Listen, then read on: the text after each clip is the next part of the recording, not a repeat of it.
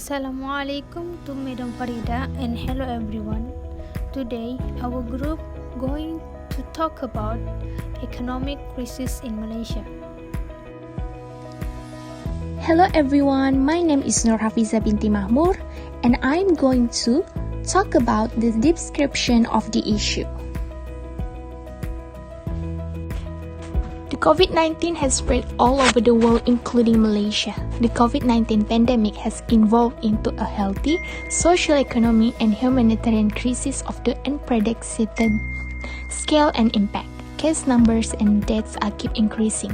The pandemic affecting the economy's country, which is now in a state of uncertainty. Bank Negara Malaysia (BNM) said in a recent statement that Malaysia's economic growth will be in the negative 2.0% to positive 0.5% range. It also estimated that 951,000 people will lose their job. To put in other words, Malaysia is now facing worst economic recession in its history, just as other developed nations are facing due to the COVID-19 pandemic and Movement Control Order (MCO). It impacted national income, with the country hemorrhaging RM 2.4 billion daily.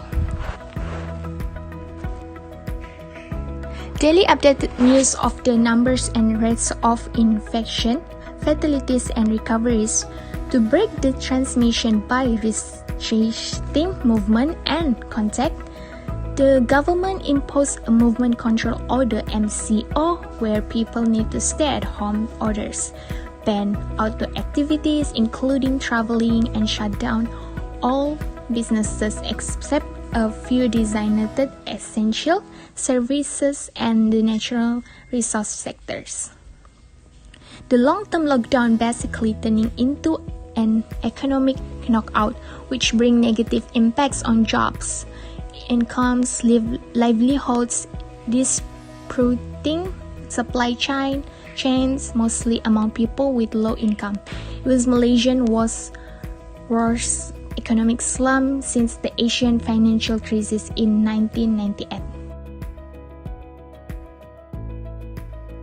Hello everyone, my name is Azimah Binti Joharin and I'm going to talk about the causes of the issues. Causes of the issues.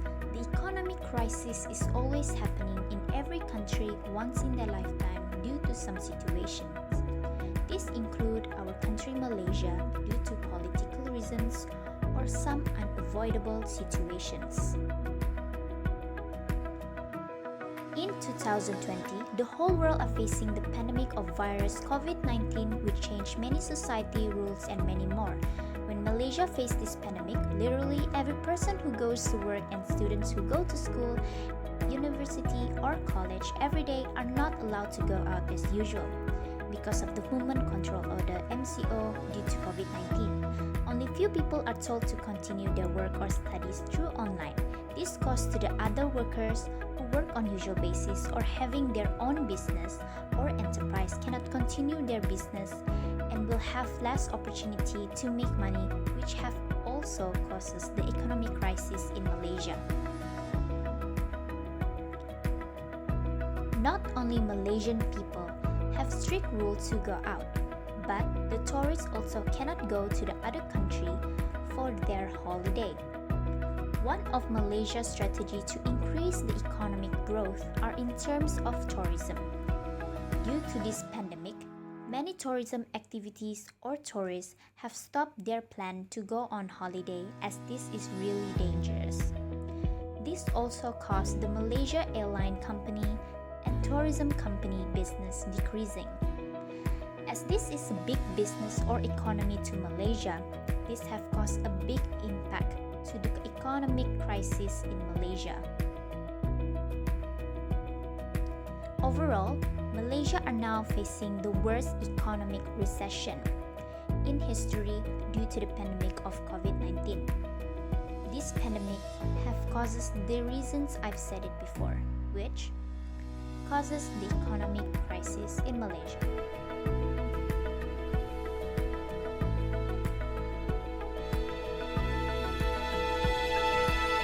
Pelaksanaan Perintah Kawalan Pergerakan PKP selama 14 hari bagi menangani penularan COVID-19 memberi kesan kepada ekonomi negara. Kerajaan menganggarkan kerugian keseluruhan dalam sektor pelancongan mulai Januari hingga Februari 2020 sebanyak 3.37 bilion ringgit. Menurut Perdana Menteri Yang Amat Berhormat Tan Sri Muhyiddin Yassin, penularan COVID-19 menyebabkan pakej pelancongan dibatalkan dan menjejaskan mereka yang bekerja dengan syarikat penerbangan serta perhotelan. Susulan penularan COVID-19 di 140 negara di seluruh dunia, Kementerian Pelancongan, Seni dan Budaya telah membatalkan kempen Tahun Melawat Malaysia 2020. Menurut menterinya, Datuk Seri Nancy Shukri, pembatalan itu dibuat bagi memberi keutamaan supaya kesihatan, keselamatan dan kesejahteraan negara serta rakyat terpelihara. Semua penggiat industri pelancongan dan kebudayaan diseru mematuhi Perintah Kawalan Pergerakan, peraturan dan arahan oleh Majlis Keselamatan Negara (MKN) yang berkuasa ketika ini. Selain pelancongan dan penerbangan, sektor lain yang terjejas teruk ialah perusahaan kecil dan sederhana serta perniagaan perujitan. Terdapat kegusaran daripada rakyat apabila perniagaan terpaksa ditutup dan aktiviti perniagaan tidak dapat dilaksanakan. Sementara itu, prestasi pasaran petroleum minyak mentah dunia merosot di bawah $30 Amerika setong, terburuk dalam 18 tahun pasaran minyak global. Ia memberi kesan kepada ekonomi negara kerana Malaysia antara pengeksport minyak dunia. Dalam masa yang sama, pasaran bursa saham di seluruh dunia mengalami situasi sukar dan penyusutan berikutan kebimbangan pandemik COVID-19. Semalam, Suruhanjaya Sekuriti Malaysia dan Bursa Malaysia Berhad mengumumkan bahawa jualan pendek atau short selling digantung buat sementara hingga 30 April 2020. Pergantungan ini diperkenalkan sebagai sebahagian daripada langkah-langkah proaktif untuk mengurangkan potensi risiko yang timbul daripada ketidaktentuan yang sengit dari ketidakpastian pasaran global. Hello everyone, my name is Farhana Binti Adnan, and I'm going to talk about the consequences of economic crisis in Malaysia during pandemic COVID-19 toward society and people. The consequences of economic crisis in Malaysia during pandemic COVID-19 toward society, interstate travel was curtailed, public sporting, religious events and gathering were cancelled. Second is people. Individuals and business affected by the temporary closure will be at high risk of facing immediate cash flow constraints as their earnings dwindle. Hello everyone, my name is Siti Raihanah Binti Razali, and I'm going to talk about the consequences of economic crisis in Malaysia during pandemic COVID-19. Last but not least is economics.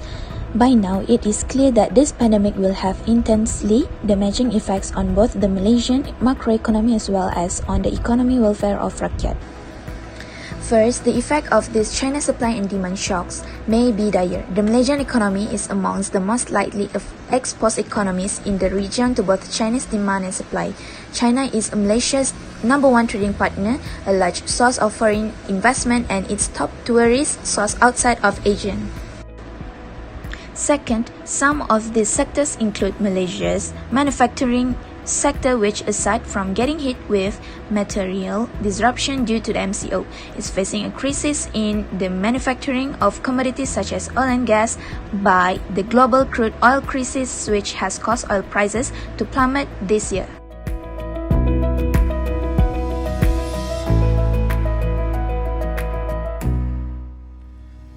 Hi everyone, my name is Abigil Bubudan, and I'm going to talk about how to solve the issues. Economic crisis in Malaysia has brought up a lot of problems faced by all sectors of economy as well as individual people. In order to solve these problems, the government introduced initiatives to solve them.